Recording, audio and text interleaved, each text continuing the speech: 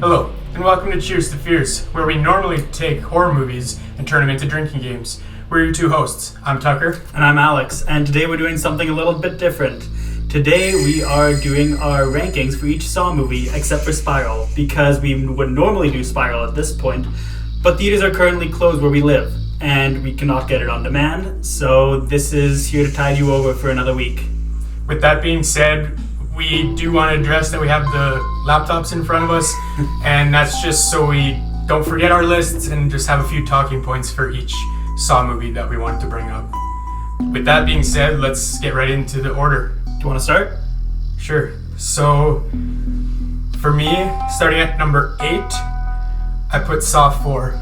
Okay, I also put Saw 4. Really? Yeah. That's surprising. I thought that was going to be one that was a little bit controversial. Oh, yeah.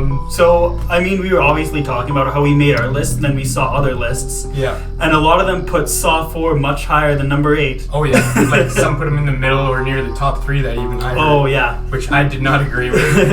And also, let me just preface this by saying I don't dislike any of the Saw movies. Okay. I do like pretty much all the Saw movies, and this is kind of like ranking all good films against each other, in my opinion. Mm-hmm. I did enjoy watching all of the Saw films. Yeah. So I do find all the Saw movies enjoyable and worth watching. However, there comes a certain point in my rankings list where I think the films are good. That's fair.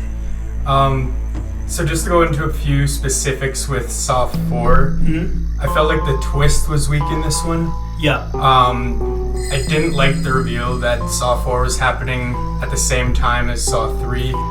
I kind of feel like the story got a bit convoluted with that. Mm-hmm. And then they kind of just rushed into the introduction of Agent Strom and Detective Perez, which we've discussed in a few episodes. They kind of were just a replacement for Matthews and Carey. Completely, yeah. And yeah, we both agreed that we didn't like that, so I guess that's probably a big reason why you have it on number 4 as well.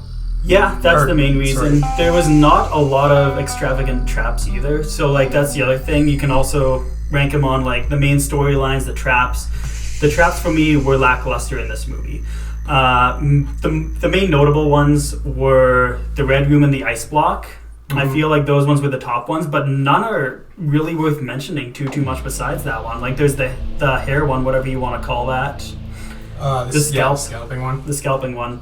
Other than that, there were not a lot of great ones. But yeah, the twist was what really did it for me. I hated the twist so much. Yeah. It feels like people waited a year for this to come out in theaters when it was basically just the same movie except no plot. Like there was not a lot of Jigsaw or John Kramer in this one. Yeah. So it was just basically them following loose ends. You could also say the twist that Hoffman was a new Jigsaw killer, but it feels so out of left field.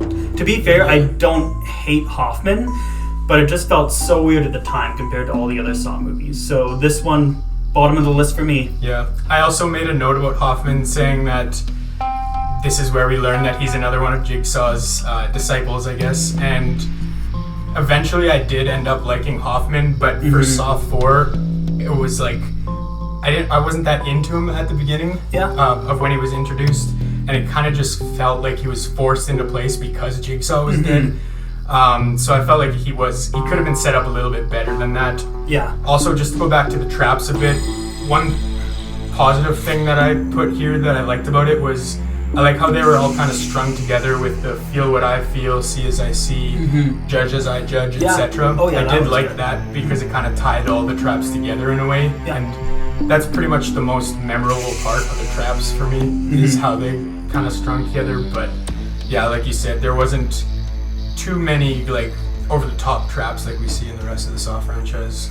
Yeah, and I guess the other thing to add on, they killed Matthews in this movie when they could have just kept him.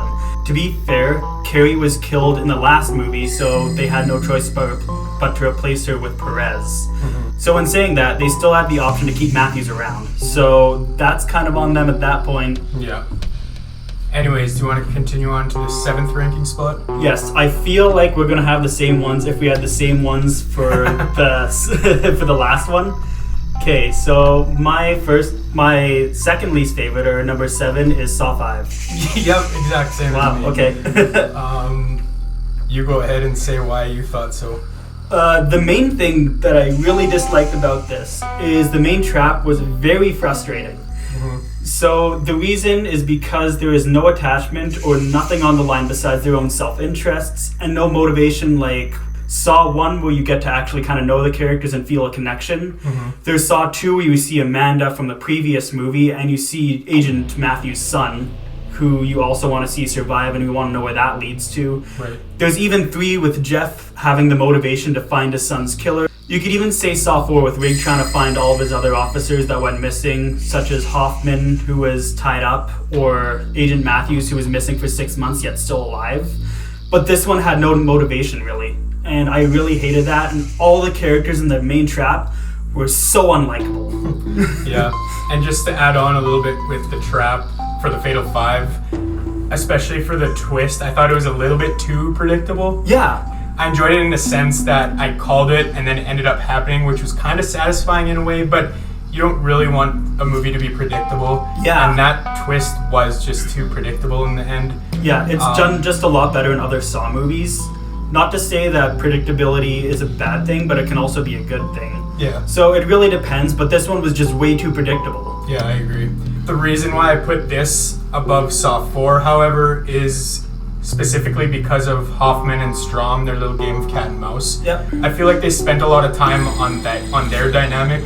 Actually, I kind of feel like they spent a little too much time on it, but because of all that time spent on it, I feel like it helped evolve Hoffman as a character. It helped evolve Strom as a character, Both even though it would have been better as Matthews. But I do feel like that was one of the stronger main storylines of the series for sure, though. Yeah, it kind of showed how Hoffman was starting to become like a badass and kind of get in the mind of how Jigsaw worked, I guess. Yeah. With that being said, I also think that Hoffman is a little more psychotic than Jigsaw. Oh yeah. I feel like he's kind of more of a cold-blooded killer, whereas Jigsaw was trying to rehabilitate his victims, well, as he said.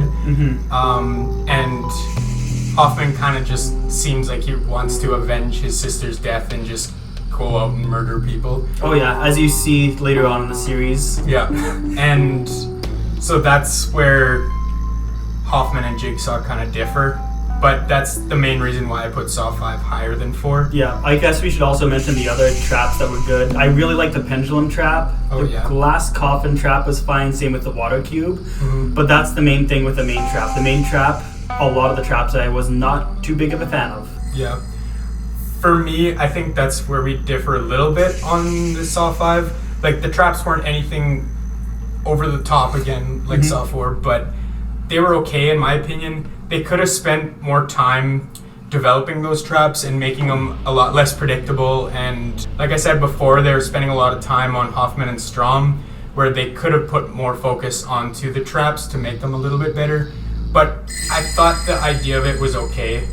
Again, nowhere near some of the other Saw movies. Well, I guess it's time that we discuss number 6 on our lists, and I feel that this is going to be a recurring trend, especially for the bottom ones, but we will see. I got Saw 7, Saw 3D, the final chapter. Yeah. Wow. That's the exact same one I got as well. We I'm are actually surprised. We are 3 for 3 at this point. Yeah. So, based on some of the other lists that I looked at and listened to, this was actually the one that people disliked the most. Yeah, it was in at the most of bottom. them. Like, almost exclusively, it was always Saw 7. And they did make some really good points that I did agree with. For example, the blood in this one was very pinkish rather than a dark red. And also, if you look at the lighting in Saw 7 compared to all the other ones, Saw 7 is just really brightly lit. Like, for example, the public execution takes place outside, which is just brightly lit, whereas other Saw movies take place in grimy, dirty locations that are just darkly lit. So it had a different feeling in that sense, and I get that. But for me, the main thing that made it rank higher than Saw 5 or Saw 4 was that I really liked the reveal of Dr. Gordon returning. That was one of the main things. Dr. Gordon returning was very welcome. I really liked Dr. Gordon, especially since his character was built up in Saw 1, and then it was finally taken back. Like 6 years later, we finally got the return of him, and it was good to finally see a reoccurring face that we actually knew. Yeah, knew and kind of liked and was kind of rooting for in the beginning. Oh yeah, definitely. And like you mentioned in the video for Saw 7, this was actually a running theory that Dr. Gordon was involved in some way in the community, the Saw community, and I think it was kind of satisfying to see that come to life and just prove basically the whole Saw community right in that sense. That's where one of the, I guess we talked about predictability, that's where it kind of was satisfying in a sense, in my opinion at least.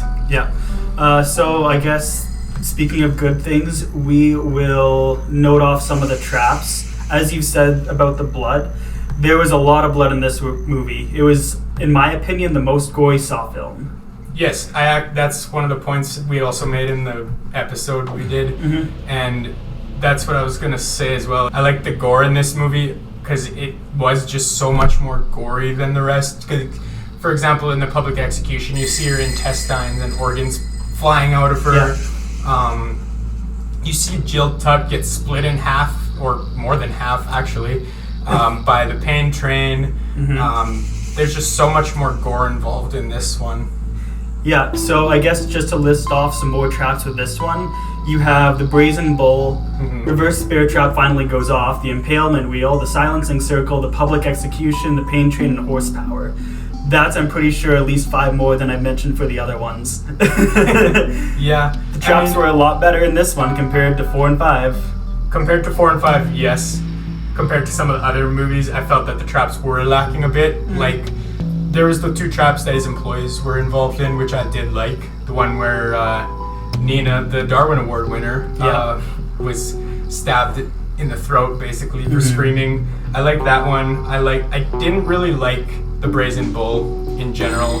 I just thought it was a weak trap, especially because Bobby didn't even end up dying and it was his wife. So like the person that was trying to be rehabilitated didn't have to do a whole lot, and the person that did nothing wrong was murdered, and that part I didn't really like about it. And I thought some of the other traps were kind of weaker, like the ones they briefly went through, like the gun popping up and shooting everybody. And then you had the lawnmower trap where that just kind of briefly showed up on the screen for a few seconds. Or the cyanide box. Cyanide box, yeah, that one too. Like there was a lot of traps that were just kind of shoved in there that just happened like snap of the finger and that was it.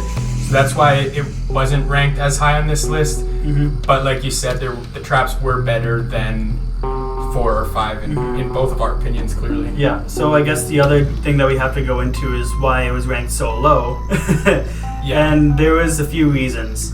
The first one is altogether a lot of the characters, especially the newcomers like Nina, as we mentioned before, or Matt Gibson. Matt Gibson too. I hated Matt Gibson. I didn't make any points specifically about him just because he's so forgettable, and I guess I hate him that much. Yeah, that's the thing. He was just kind of shoved into the movie. Yeah, but specifically with Bobby, I had a point about that. His trial, I thought it was decent, and they did an okay job of setting up Bobby's backstory, but I kind of felt like they did a weaker version of Saw 6. Definitely. And what I mean by that is, so in Saw 6, they had William Easton, basically the one in control of people's life or death. And then in Saw 7, they went and did the exact same thing with Bobby, where he was the one in control of everybody else's death rather than himself. Yeah, but here's the other thing about Saw 6. William Easton actually did end up dying in that one. He did, yeah. And he actually, that's why I put here that Saw 6 did it better. Yeah, and they exactly. actually made William Easton suffer more. And like, I know Bobby suffered because he had to remove a couple teeth and stab himself in the chest, but like, his life wasn't on the line at all. No, not at all. And that's why I thought Saw 7 was a weaker version of Saw 6. Yep. Anyways, should we move on to the next one, the 5th position? Yep. I kind of have a feeling we're going to differ on this one. I don't know. But we'll see. I actually don't know. Okay. For me, number 5 is Jigsaw. Mine is also Jigsaw. Why? Okay, never mind then. I thought this was going to be ranked higher on your list for some reason. No, okay, so I have a very specific reason on why it is not ranked higher. Okay. So they referred so much to John Kramer, it's like they forgot about everybody else in the franchise. So you're missing on like Hoffman, Strom, Carey, whoever else. They basically try to mention John Kramer's so name it's like gold.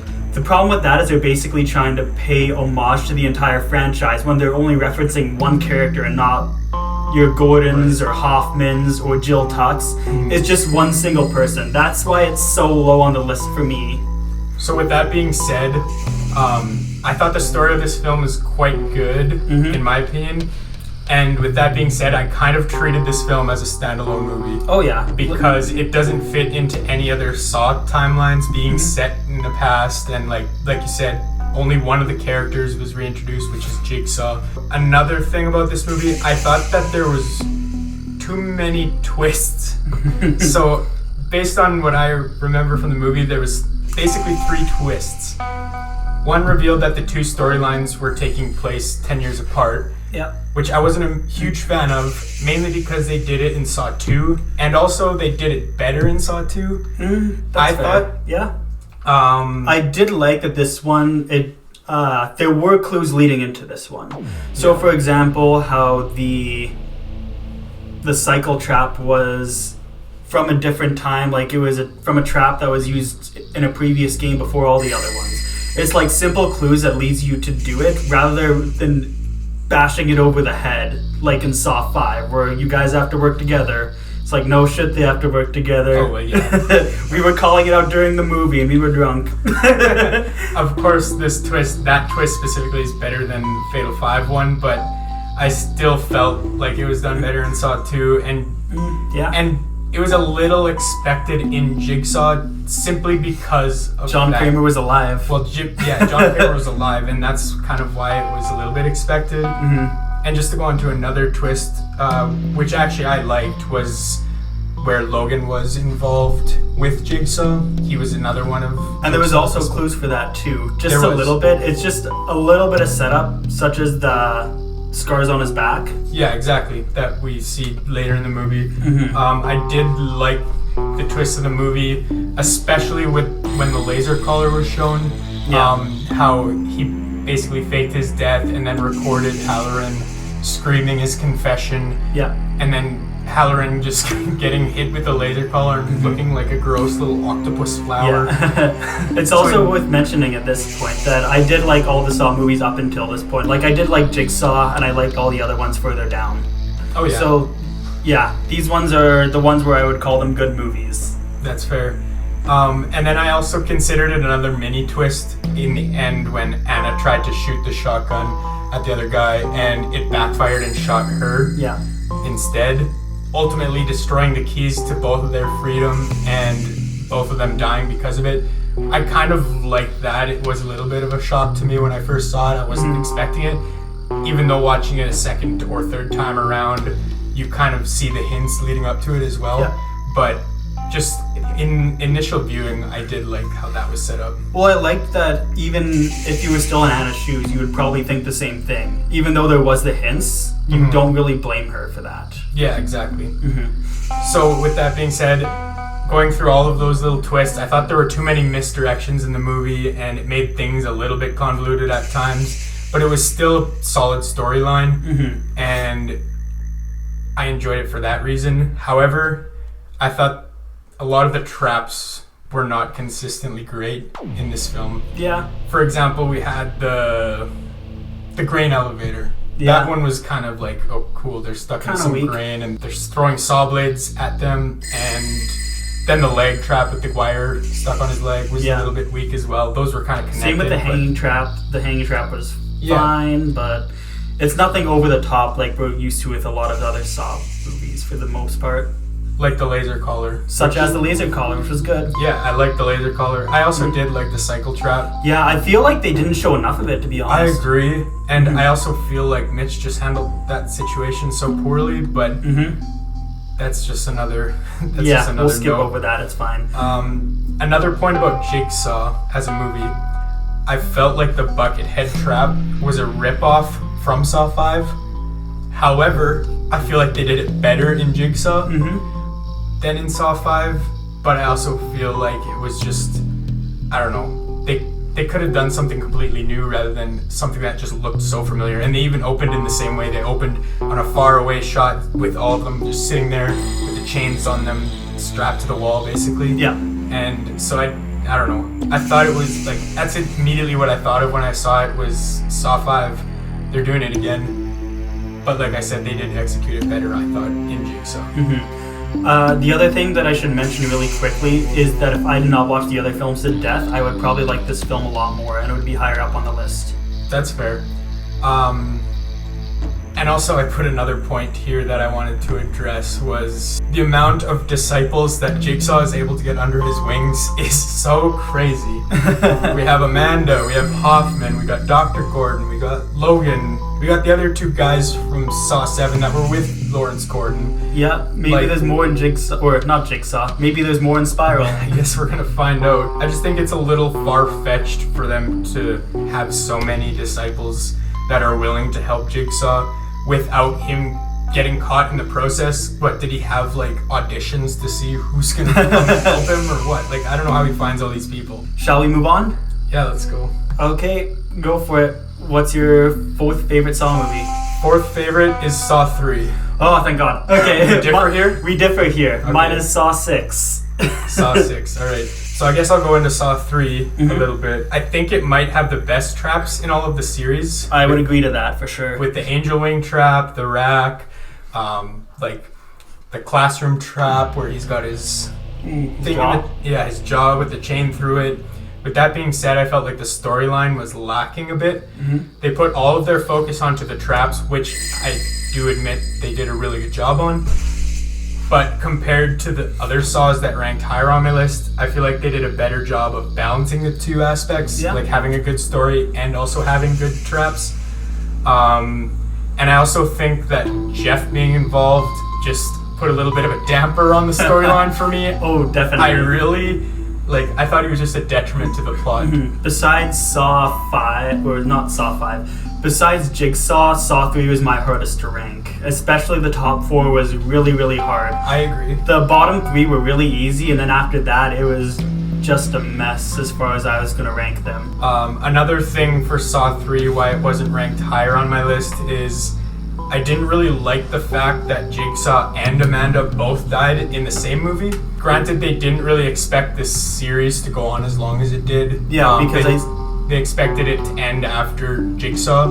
So I understand why they did it, and it kind of makes sense why they killed them both in that context. But in the context that includes all of the sequels, I don't really like that fact, because Amanda's death kind of seems rushed a bit. I know they did explain it effectively with Amanda going rogue and not following the rules for test and all of that, but I feel like they could have done that in a later, like even the next movie, and it wouldn't have felt so rushed, in my opinion. So here's the other thing that you have to think about, is they say that they didn't want any more sequels, or they weren't planning on having any more sequels. And the main thought process behind that is, I think Leigh Whannell and James Wan kind of came back to writing. So you can see it through that perspective. However, they were teasing more sequels throughout it, such as like Jill Tuck being in flashbacks. I'm not sure if they had like the hot wax being poured over the tape in that movie or the next one. But they had other little teases in there, such as that. And like, you'll never see your daughter again. What's going to happen to the daughter? Yeah. So that's one part that I thought put it down a little bit lower on my list as well. Yeah, so I guess we'll go on to mine, 6, which is Saw 6, my number 4. So in my opinion, this was the best main game of the franchise, just because there was so many good memorable traps. Just to name a few of the traps, there was the oxygen crusher, the shotgun carousel, and the acid room. The twist that the mother and the son were not his family, where it felt implied, but it wasn't. It just kind of made us feel stupid as viewers for thinking that. Yeah. The traps were very well established for this movie, and especially with the interactions between John and William before, especially with something such as important as a life, where John is a sociopath. It's just like, who are you to dictate who lives and who dies? And he just basically kind of proves William's point there, and he starts to change as a person, such as saving the old lady rather than the young healthy man. And he has to find out who to save in his coverage. All of that stuff kind of combined, I feel like made the main trap so much better. However, the main storyline was what was really lacking for me.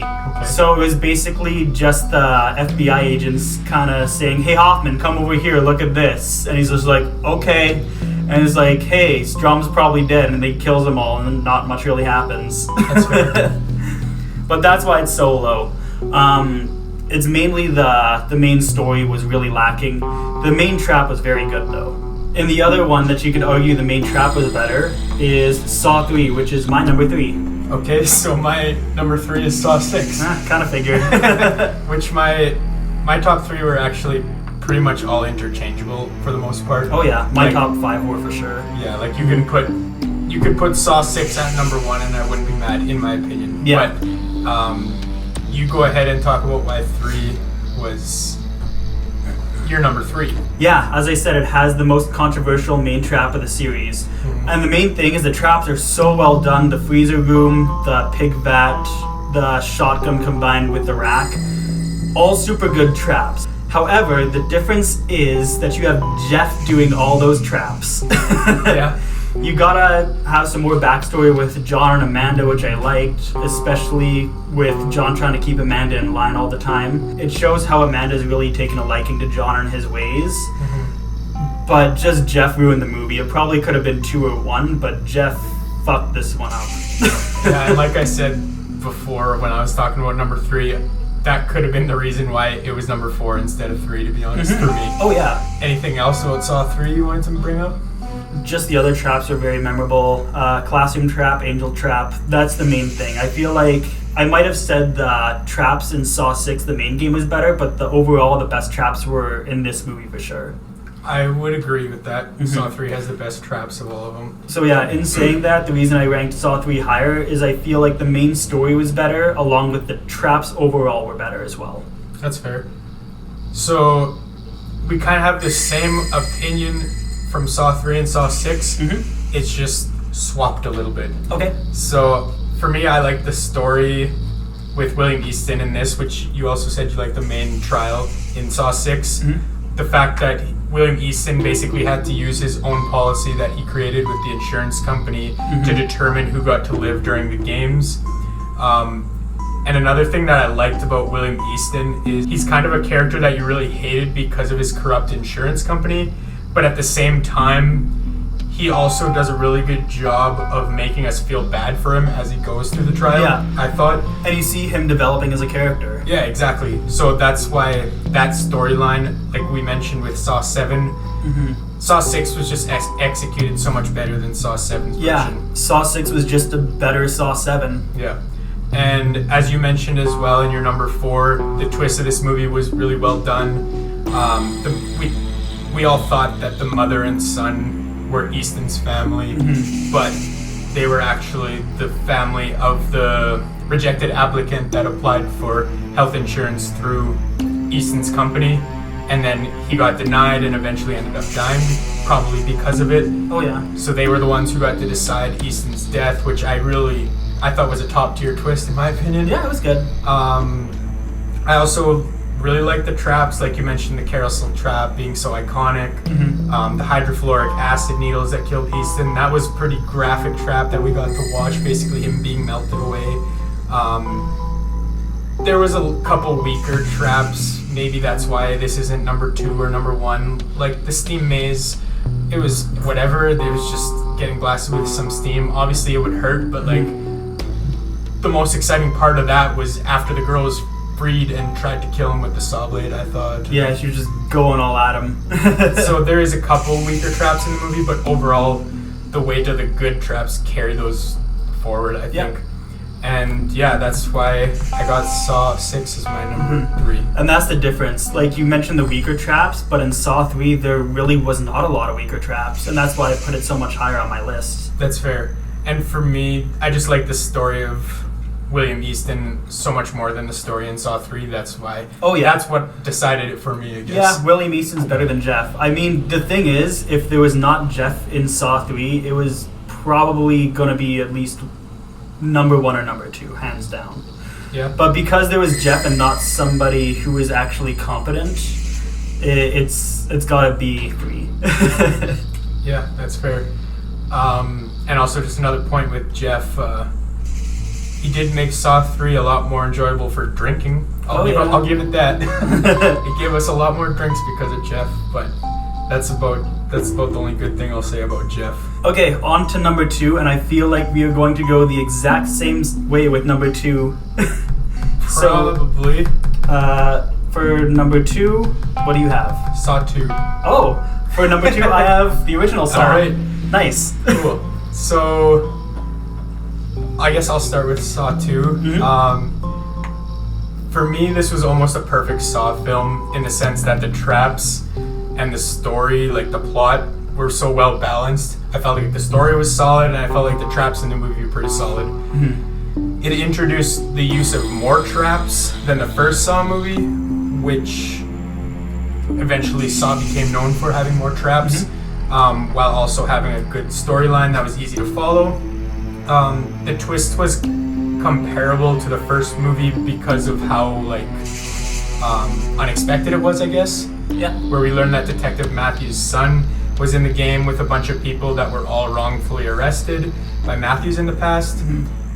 And then also that the game was happening in the past was another twist, and his son was just in the safe, basically in the same room as Matthews and Jigsaw. So I really liked that twist of the movie, and it helped just solidify the movie in my eyes. We get to see John Kramer as a character being fleshed out, where in Saw 1 we just saw him laying on the floor, we didn't get to know much about him. So we get to learn his backstory, which I liked, and it helped. It helped us, I guess, understand his point of view more and where he was coming from, and maybe he wasn't just some psycho, even though he kind of arguably is. Yeah. But, so I guess from this point on, I'll try to discuss why Saw 2 is my number 1, and then we'll go on to Saw and why you think that's your number 1 and why it's my number 2. Sure. So why I think Saw is my number 1, the main thing was you actually got to see John Kramer. Mm-hmm. You got to see John Kramer, you got to see how his teachings were catching on to people such as Amanda. Yeah. But overall, you got to see how John Kramer, that entire time, despite having so many guns pointed on him, he was in complete control of the situation. Oh, yeah. For not 1 second does he really have zero control. So, for example, when Matthews is beating him up and takes him away where there's no other cops, that's exactly what he wants him to do. Yeah. You actually get to see John Kramer be John Kramer, which is somebody smart. But I like that a lot more in comparison to Saw 1, where he was just sitting on a floor the entire movie. That's fair. Also, the other thing that I have to add is there were better traps in this one. The traps in this one were Venus flytrap, needle pit, and the furnace. Those ones were a lot better, rather than just some guy burning but you don't get to see a lot of it, or some guy dying in a barbed wire trap. There wasn't really a lot in this one. There wasn't a lot in the first Saw compared to Saw 2. Oh, yeah. The traps were better for sure. By no means, these were not the best traps of the series. But they were better than Saw 1 for sure. So it's the traps and the overall fact that we got to learn about John Kramer. Especially, we also got to learn about somebody else new, such as Eric Matthews. It was another game that Eric Matthews had to play, which is, would he cave and give in to his dirty tactics, or would he kind of go along with John Kramer and what he's saying?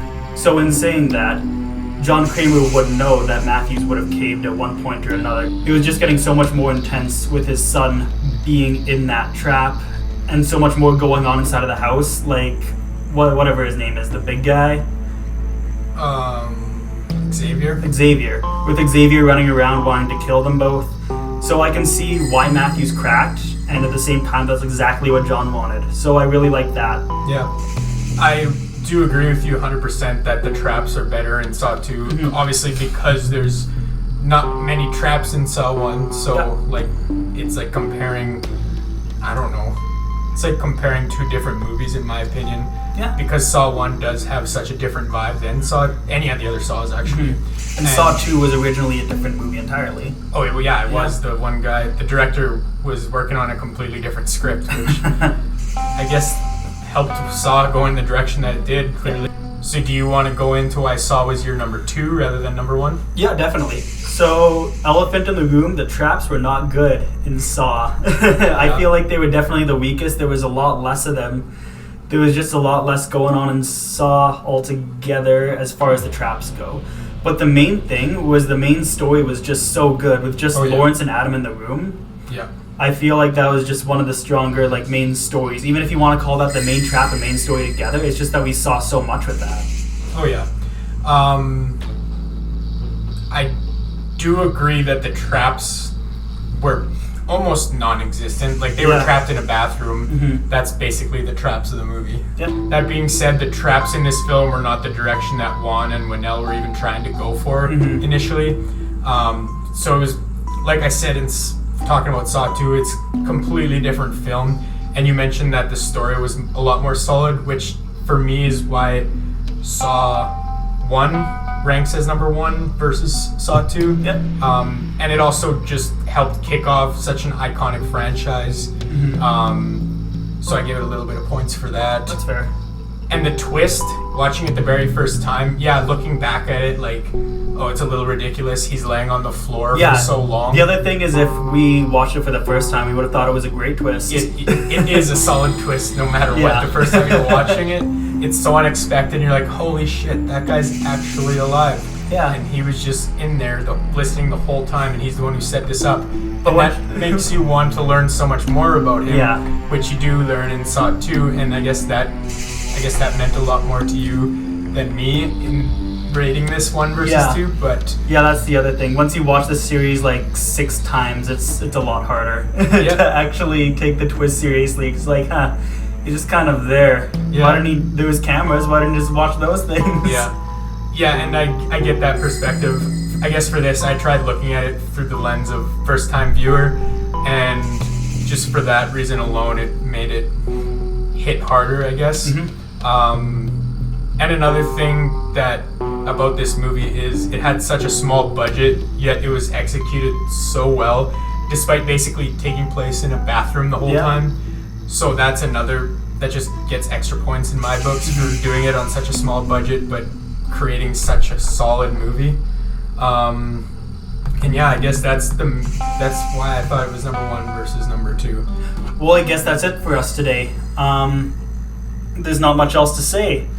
Thanks for watching us do our first ever rankings video. Let us know what your favorite movie was, and as well with that, let us know what you thought of our individual lists. Yeah, and make sure you like this video, subscribe to our channel. Every once in a while when we look at a big franchise, we'll probably do these ranking videos just to give you guys some insight on what goes on in our heads. And with that being said, we are going to be doing a Spiral episode sometime in the near future. It's basically whenever we're able to go back to theaters, which at the moment is looking like it's very soon. So stay tuned for a Spiral episode where we make a drinking game for that. That's probably going to be closer to the very start of June, from what we can gather. With that being said, thanks for tuning in, and this is us saying, cheers to fears.